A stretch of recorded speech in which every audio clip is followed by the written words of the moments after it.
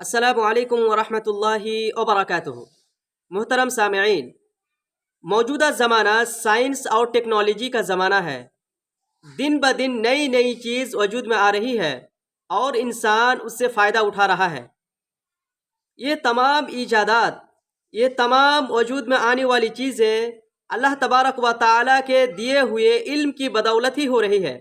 اللہ رب العالمین نے قرآن مجید کے اندر ارشاد فرمایا، علم الانسان ما لم یعلم، انسان کو وہ چیز سکھایا جس کو وہ جانتا نہیں تھا۔